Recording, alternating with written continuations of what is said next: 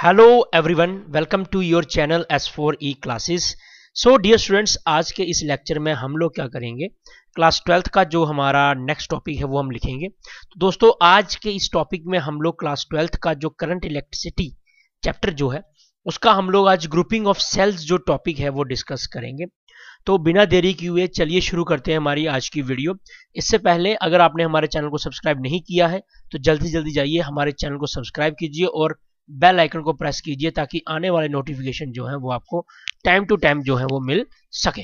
चलिए शुरू करते हैं हमारी आज की वीडियो। सो डियर स्टूडेंट्स, आज की जो वीडियो है उसमें डिस्कस करेंगे what do you understand by grouping of cells. ठीक है, ग्रुपिंग ऑफ सेल्स में आप सब समझते हो कि सेल हमने उस दिन पढ़ लिया था। सेल एक डिवाइस होती है जो हम एनर्जी जो है वो स्टोर करवाते हैं, उसके अंदर केमिकल एनर्जी। ठीक है, तो अब क्या है, जब आपको अब आपने देखा है घर वाली जो बैटरी है, अगर आप देख रहे हो इतनी सी बैटरी, उसके अंदर दो टर्मिनल है, पॉजिटिव नेगेटिव। अगर आप उसको खोलते हो तो उसके अंदर जो है अलग अलग पोर्शन जो है वो बने होते हैं, जिसमें आप लोग बोलते हो कि ये 6 लिथियम सेल्स की जो है वो बैटरी है। तो इस तरह से क्या होता है, जब हम बैटरी को कंबाइन करते हैं तो हमारे पास सेल्स को कंबाइन करते हैं तो हमारे पास क्या बन जाती है, एक अच्छी बैटरी जो है वो तैयार हो जाती है। ठीक है कि नहीं। जब आप नंबर ऑफ सेल्स को जो है आप ऐसे ले सकते हो, नंबर ऑफ सेल्स को जब आप क्या करते हो, आप सुटेबली जो है वो कंबाइन करते हो, सुटेबली आप कंबाइन करते हो तो आपके पास क्या बन जाती है, एक बैटरी जो है वो बन जाती है। आप इस तरह से बोल सकते हो, combination of cell is known as a battery. ठीक है, तो इसी तरह से जो है हम लोग क्या कर देते हैं, उनकी ग्रुपिंग कर देते हैं। तो डियर स्टूडेंट्स, ग्रुपिंग जो होती है सेल्स की, उसको आप लोग क्या है तीन तरीके से कर सकते हो। नंबर वन जो आपका मेथड है वो है आप सीरीज ग्रुपिंग जो है वो कर सकते हो सेल्स की। नंबर टू आपके पास जो है वो है पैरेलल ग्रुपिंग, इसमें आप सेल को जो है वो पैरेलल में लगा के एक बैटरी बना सकते हो।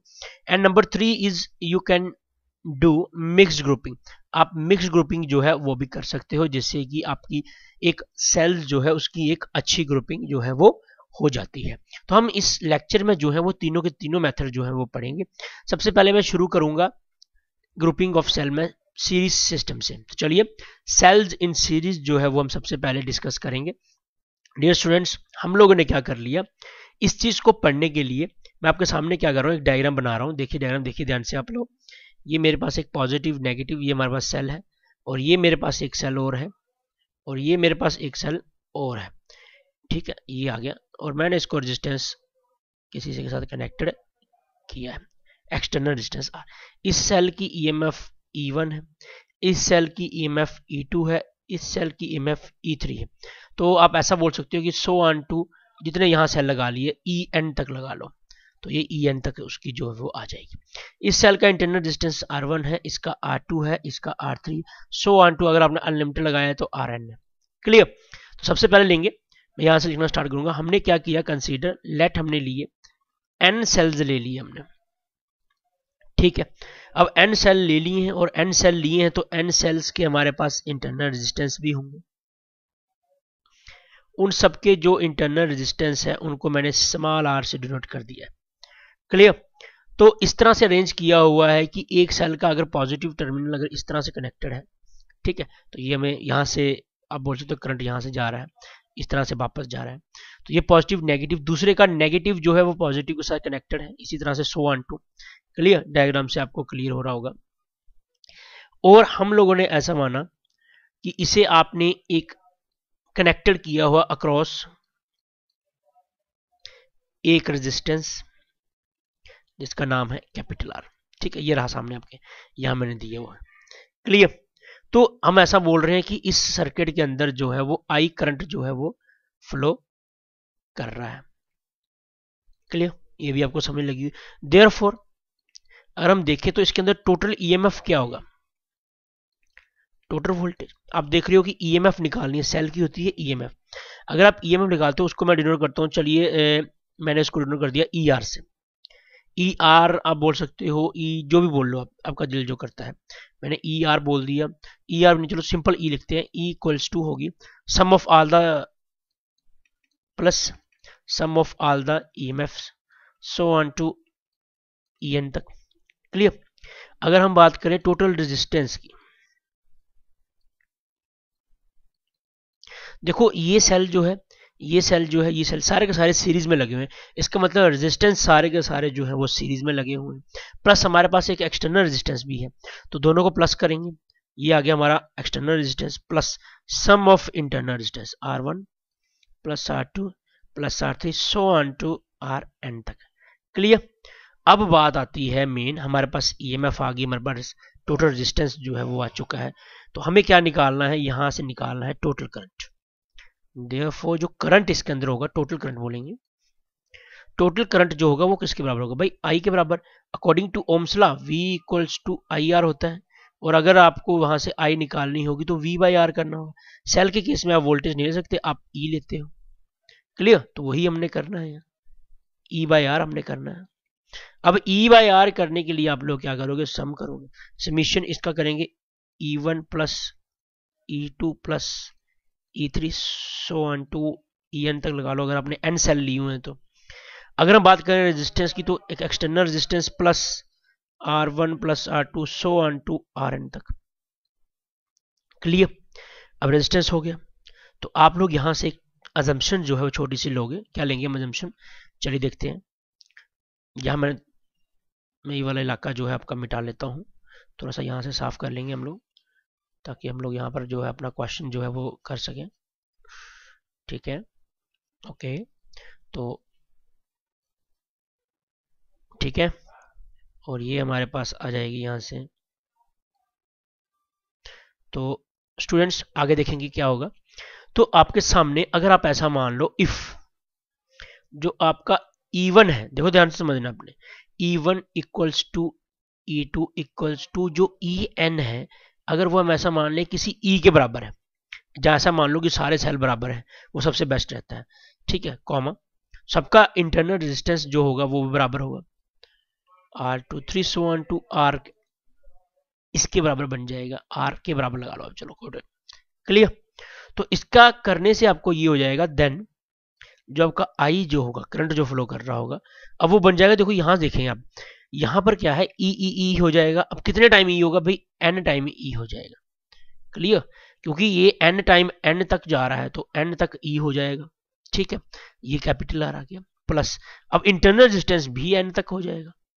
तो ये हमारे पास एक्सप्रेशन निकल जाएगी आपकी I की, the I is equals to NE by R plus N time R। Clear. इस बात को आपने ध्यान से जो है वो समझ लेना है।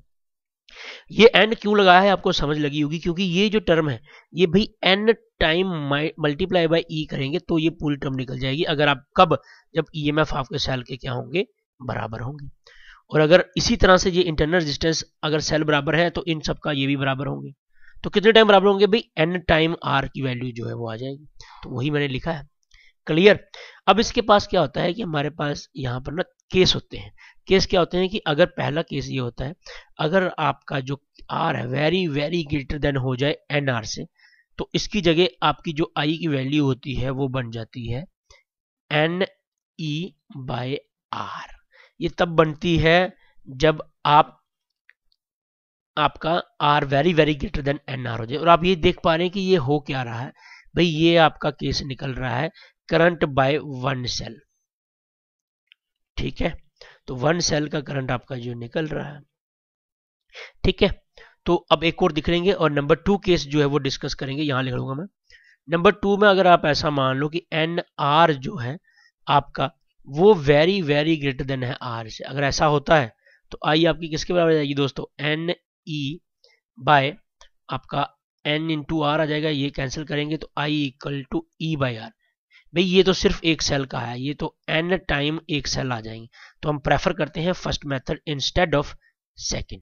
आई होप आप लोगों को समझ लगी होगी ये। क्लियर। चलिए, सो डियर स्टूडेंट्स, हमारे पास नेक्स्ट जो है वो है सेल्स इन पैरेलल, जो है वो हमने डिस्कस करना है। सेल्स इन पैरेलल डिस्कस करने से पहले मैं आपको एक डायग्राम उसकी दिखा दूं। इसमें हम लोगों ने करना है आइडेंटिकल सेल्स के लिए। तो डियर स्टूडेंट्स, अगर हम आइडेंटिकल सेल ले रहे हैं तो EMF जो होगी वो सबकी बराबर होगी।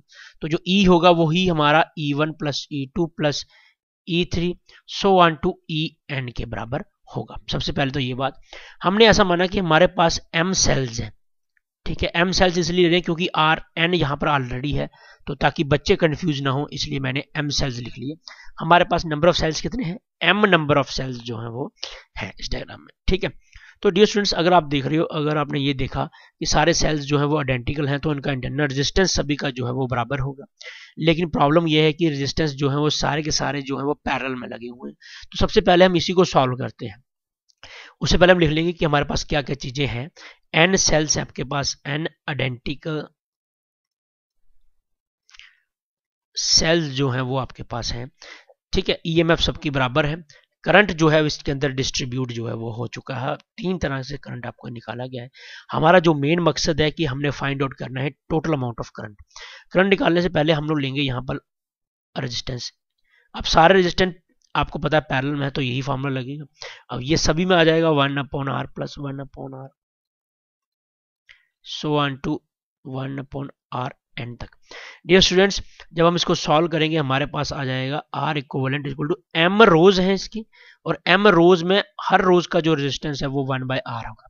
तो क्लैरिफिकेशन करने के लिए आपके पास क्या आ जाएगा, आपके पास 1/r इक्विवेलेंट जो होगा वो m/r के बराबर आ जाएगा, और आप इसे लिख सकते हो जो R आपका है वो किसके बराबर आ जाएगा, R/m के बराबर।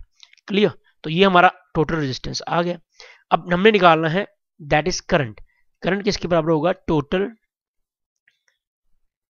EMF upon total EMF upon total resistance. Clear. Total EMF की बात करूं तो वो ई है। अगर ईएमएफ रेजिस्टेंस की बात करूं जो वो हमने अभी निकाला है, बट इसके कारण यहां पर एक और रेजिस्टेंस है दैट इज आर। तो एक्सटर्नल रेजिस्टेंस आर प्लस हमारा ये वाला resistance that is R/m। This implies आपका जो आई आ जाएगा वो किसके बराबर आएगा, E divided by mr plus r divided by m। अब जब इसको सॉल्व करेंगे ये बन जाएगा I equals to me divided by आपका mr प्लस r। क्लियर। तो ये आपका टोटल करंट आ गया जो इसके अंदर फ्लो कर रहा है जब आप आइडेंटिकल सेल लेते हो जिनकी रोज जो है वो m है। इसके बाद इसके केसेस हैं जो आपको समझने हैं। नंबर 1 केस होगा, अगर आपका m इंटू आर जो है वेरी वेरी ग्रेटर देन हो जाए r से, तो क्या होता है, तो जो आपका करंट होगा वो इस बराबर बन जाएगा me डिवाइडेड बाय mr के बराबर। इसको कट करेंगे तो ये आपका I जो है वो सिर्फ एक सेल का निकलेगा, I इक्वल टू, इसमें आपका इंटरनल रेजिस्टेंस का कोई लिंक नहीं होगा। लेकिन अगर सेकंड केस की बात करूं जिसमें आपका क्या है, अगर आपका m जो r है वो वेरी वेरी लेस देन हो जाए, आप ऐसे लिख सकते हैं लेस देन हो जाए r से, यानी r जो है वो बड़ा हो जाए। अगर ऐसा केस होता है तो आपके पास क्या बन जाता है, जो I होगी वो बन जाएगी आपकी m into E divided by आपका आ जाएगा, अब r जो है वो छोटा है वो, तो ये आ जाएगा r। यानी अगर आप इसमें देख रहे हो तो I equals to m time आपका e बाय r जो है r है, तो ये वाला मेथड होगा इसमें m टाइम आपका e बाय r जो है आ जाए। तो बेस्ट प्रेफर करते हैं सेकंड मेथड, ठीक है, जिसमें आपको m टाइम जो है वो मिल जाता है e अपॉन r की रेशो, इसलिए इसे बेस्ट जो है वो लिखा जाता है। आई होप आप लोगों को एक्सप्रेशन जो है वो क्लियर हो रही होगी। तो चलिए हम एक और जो ग्रुपिंग हमारी वो करेंगे that is your mix grouping जो है वो हम लोग डिस्कस करेंगे। तो चलिए नेक्स्ट शीट की तरफ चलते हैं। सो डियर स्टूडेंट्स, इसमें मिक्स ग्रुपिंग के केस में आपने क्या करना है, दोबारा सेम चीज है, आइडेंटिकल सेल्स के लिए हम लोगों ने करना होता है। हमारे पास यहाँ पर क्या है, n नंबर ऑफ सेल्स लगे हुए हैं एक रो में, देखो आपको दिखाई दे रहे हैं, और ठीक है, सभी का रेजिस्टेंस जो है इंटरनल रेजिस्टेंस सेम है और सभी कनेक्टेड है across external resistance your capital R। तो हम इसकी डेफिनेशन यहाँ से लिख सकते हैं, चाहो तो आप लिख सकते हो, cells are said to be connected in mix grouping जब a number of rows says, हमने m रोज ली हैं तो, और हैविंग जिसमें n सेल्स जो होंगे जिनका EMF E होगा और इंटरनल रेजिस्टेंस R होगा, वो सारे के सारे जो है वो पैरेलल में लगे होंगे जैसा कि हमने डायग्राम में बनाया। आई होप आपको क्लियर हो रहा होगा। एक बार मैं दोबारा बता दूं कि सेल्स को आप सेट टू भी कह सकते हो मिक्स्ड ग्रुपिंग में अगर आपके पास m रोज हो और हर एक रोज में n सेल जो है वो लगे हों और सारे के सारे जो है सेल जो है आपके रोज के जो है वो पैरेलल हो एक दूसरे के। एक कैपिटल R रेजिस्टेंस जो है आपका एक्सटर्नल लगा होगा, जो कैपिटल R रेजिस्टेंस, ठीक है, जो इनके सभी के क्या होगा, अक्रॉस होगा। क्लियर। तो हम निकालना स्टार्ट करेंगे। देयरफॉर यहां लिखेंगे हम लोग इंटरनल रेजिस्टेंस, ठीक है, इंटरनल रेजिस्टेंस ऑफ सेल्स कितने भाई, n सेल्स का, yes, n cells in each row, हर एक रो में जो है वो n सेल्स लगे, तो इंटरनल रेजिस्टेंस किसके बराबर होगा भाई, n टाइम r। क्लियर, ये तो हमें क्लियर है। अगर r plus R plus R plus करते हो तो n टाइम जो है वो r बन जाएगा। क्लियर। एंड दूसरा हमारे पास होगा टोटल, अब ध्यान से समझना है, टोटल इंटरनल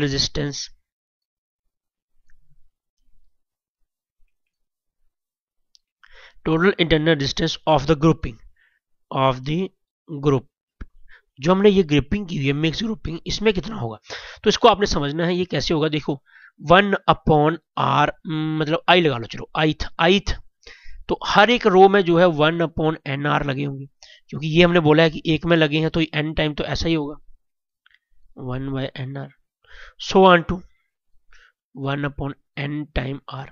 अब ये रोज हमने ली हुई, हमें इतना क्लैरिफाई है कि m रोज हमने ली हैं, तो इंटरनल रेजिस्टेंस किसके बराबर आ जाएगा भाई, वो आपका बन जाएगा n टाइम, मैं ऐसे थोड़ा सा इसको गड़बड़ी करूंगा नहीं, लेकिन मैं ऐसे लिखूंगा, ये हो जाएगा m टाइम आपकी n into R value. Clear. और जब हम r i निकालेंगे तो वो हो जाएगा n into R by M. ठीक है, ये पॉइंट आपको समझना होगा। आई होप आपको समझ लगी होगी ये वाला पॉइंट। देखो ये जो चीजें हैं ये आपकी m टाइम लिखी जाएंगी, इसीलिए मैंने जो है डायरेक्ट यहाँ पर क्या लिखा है m बाय एन आर, कि m टाइम 1/nr लिखोगे तो 1/ri की वैल्यू जो है वो आ रही है। आई होप आपको क्लियर हो गया होगा अभी। चलिए ठीक है, अभी हमारे पास जो है वो टोटल रेजिस्टेंस नहीं आया, तो हम निकालेंगे अब टोटल रेजिस्टेंस। तो डियर स्टूडेंट्स, अगर आप टोटल रेजिस्टेंस लेते हो तो आपको कुछ नहीं करना, सिर्फ r ऐड करना है।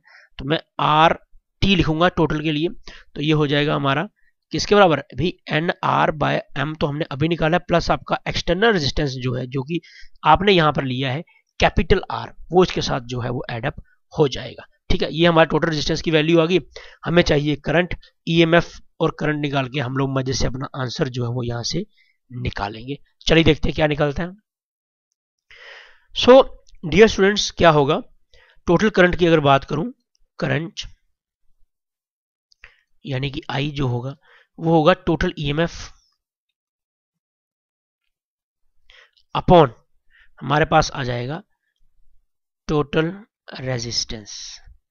अगर ईएमएम की बात करूं, अगर आप पीछे मैं आपको लेके जाता हूं एक बार, इस डायग्राम में क्या था, हमारे पास n नंबर ऑफ सेल्स लगे हुए हैं। ठीक है, आप मेरी बात समझ रहे हो, जब n नंबर ऑफ सेल्स लगे हो और रोज m हो, तो आपके पास जो यहाँ पर ईएमएफ जो है वो किसके बराबर बन जाएगा। आप एक लाइन में यहां लिखना चाहूंगा ताकि आपको क्लैरिफिकेशन मिल जाए। सिंस, ठीक है, ईएमएफ ऑफ ईच रो, अगर ईच रो की बात करें तो एक रो में n सेल्स लगे हुए हैं, तो n टाइम e जो होगी वो किसी एक रो की होगी, लेकिन हमारे पास जो रोज लगी हुई हैं वो लगी हुई हैं आपकी, हाँ बिल्कुल सही, m रोज जो है वो लगी हुई हैं। तो हमारे पास जो टोटल ईएमएफ जो बन जाएगा पूरा टोटल ग्रुपिंग का, वो बन जाएगा n टाइम e। याद होगा पिछले क्वेश्चन में E1 EE था तो हमने E लिया था, इस केस में क्या है NE, n number of E जो है वो एक एक रो में लगे हुए हैं, तो टोटल ईएमएफ होगा n टाइम जो E का। चलो बात करते हैं, नेक्स्ट वी हैव, अब हमने करंट निकालना है। करंट की डेफिनेशन मैंने आपको पहले बता दी, आपने क्या करना है, टोटल ईएमएफ कर देना है डिवाइडेड बाय टोटल आर कर देना है, तो आपकी जो करंट है वो उसकी वैल्यू निकल जाएगी। चलिए देखते हैं किसके बराबर निकलती है। ई की हमने वैल्यू अभी निकाली, n इंटू ई के बराबर होगा, और r की अगर बात करें तो वो n r divided by m plus r के बराबर आ रहा है। क्लियर, सॉल्व करेंगे, देखते हैं क्या आता है। i इक्वल्स टू आपका आ जाएगा, यहां से आप धीरे से सॉल्व कर सकते हो, यहाँ m जो है वो ऊपर चला जाएगा तो m इंटू n इंटू ई, ये आपका पहले आ जाएगा। नीचे क्या बचता है n r, ठीक है क्लियर, प्लस एम आर बन जाएगा आपका। तो ये आपका डायग्राम आ गई यहाँ से। तो ये टोटल आपका जो करंट जो है वो फ्लो कर रहा है वो हमारे पास आ जाएगा। अब ध्यान से समझना इसको, आगे क्या करना है। जो इसके अंदर करंट आई जो होगा वो आपका मिल सकता है आपको मैक्सिमम तब, मैक्सिमम करंट आपको तब ही मिल सकता है जब आपकी एम आर, हाँ बिल्कुल सही, और एन आर की जो वैल्यू जो है वो मिनिमम आए। मिनिमम मतलब आपकी वैल्यू अगर कम आती है इस चीज की, ये पूरे के पूरे डिनोमिनेटर की, तो आपका करंट जो है वो मैक्सिमम आ सकता है। क्लियर? तो ये देखना है कैसे, एज देखो ध्यान से, एज अगर आप M R plus N R जो है, ठीक है, ठीक है, तो अगर आपको और आपका जो देखो कर, अब प्रॉब्लम क्या है कि इस चीज को मिनिमम करना है, और ये मिनिमम कब होगी, जब आपका एम आर जो है माइनस, सॉरी, जो प्लस एन आर है ये आपका जीरो की तरफ जाए। ठीक है, ये आपका वैल्यू जो है वो जीरो हो जाए। जीरो हो जाने के लिए आप देखोगे आपके पास क्या होगा, यहाँ पर एम आर जो होगा वो किसके बराबर आ जाएगा, आपका यहाँ बन जाएगा माइनस ऑफ एन आर। ठीक है, तो आर की अगर वैल्यू आप निकालो तो यहाँ बन जाता है आपका N R divided by M. तो आपने एक चीज यहाँ से नोट की होगी कि ये आपकी वैल्यू बन जाती है रेजिस्टेंस, टोटल रेजिस्टेंस, हाँ टोटल रेजिस्टेंस के बराबर। ठीक है, तो आपने एक चीज यहाँ से नोट की, हैंस मिक्स्ड ग्रुपिंग जब हम सेल की करवाते हैं, हैंस जब मिक्स ग्रुपिंग आप सेल की करवाते हैं उसमें सप्लाई आपको मैक्सिमम करंट की तब मिल सकती है जब आपका एक्सटर्नल रेजिस्टेंस जो है, जो एक्सटर्नल रेजिस्टेंस है वो आपका बराबर हो जाए किसके, internal resistance, internal resistance of the combination के बराबर। क्लियर? यार हाँ ध्यान से, मिक्स ग्रुपिंग आपकी तभी पॉसिबल हो सकती है जब आपका एक्सटर्नल रेजिस्टेंस जो है उस वो बराबर हो इंटरनल रेजिस्टेंस के। क्लियर? आई होप आपको समझ लग गई होगी। तो डियर स्टूडेंट्स, आपका thanks for watching this video. अगर आपको ये वीडियो पसंद आई है तो आप प्लीज लाइक कीजिए, शेयर कीजिए, सब्सक्राइब कीजिए। For more updates you can visit our website www.s4eclasses.com। Thanks for watching lecture, see you in next lecture.